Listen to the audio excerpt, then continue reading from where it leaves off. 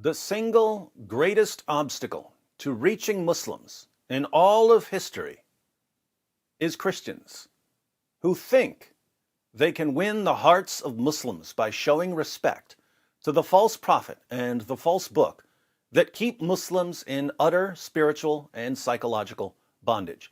It would be one thing if these Christians in their own lives tried to win the hearts of Muslims by showing respect to the false prophet and the false book that keep Muslims in utter spiritual and psychological bondage. But they don't simply do this in their own lives. Instead, they train other Christians to do the same. They demand that other Christians do the same. They rush to the defense of Muhammad and the Quran wherever Muhammad and the Quran are being exposed.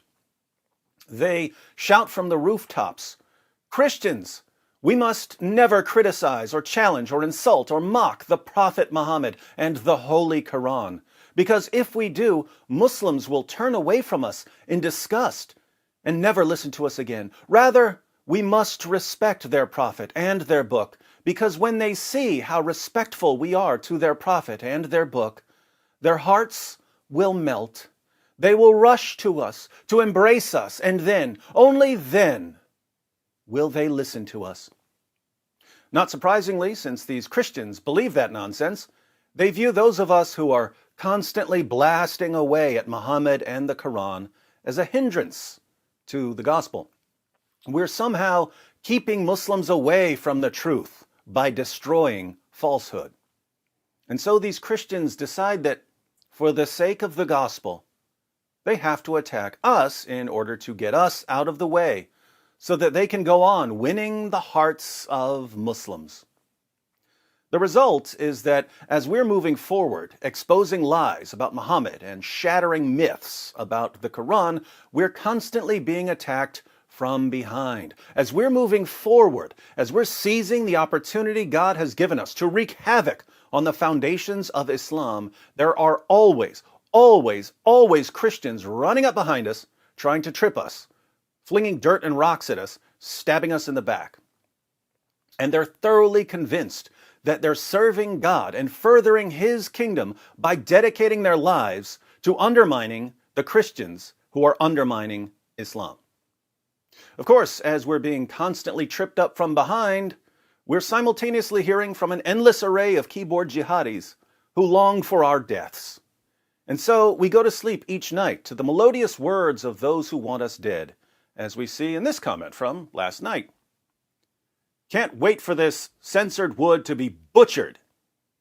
Why do we continue? Well, we also get to wake up to the words of those who are leaving Islam and becoming Christians.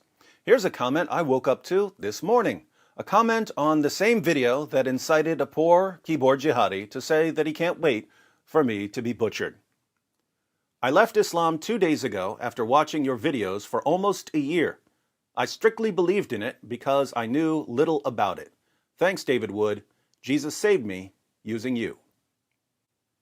Christians of the world, if you want to lead a prisoner out of a dark dungeon into the light of day, and you notice that the prisoner is shackled to the floor, showing respect to the shackles is not going to help you rescue the person. You have to break the shackles.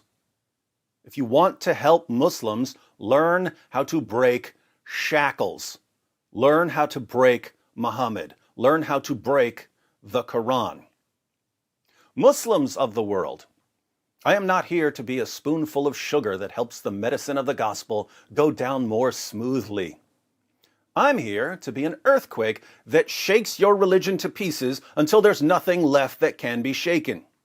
And what can't be shaken is Christ. And if you have a problem with me shaking your religion to pieces, whining about me in the comments section of YouTube isn't going to stop me. Longing for someone to butcher me isn't going to stop me. If you want to stop me, you're going to have to do what your fake prophet ordered you to do to the people who exposed him as the fake prophet he was. But you'd better bring an army, or you might get humiliated.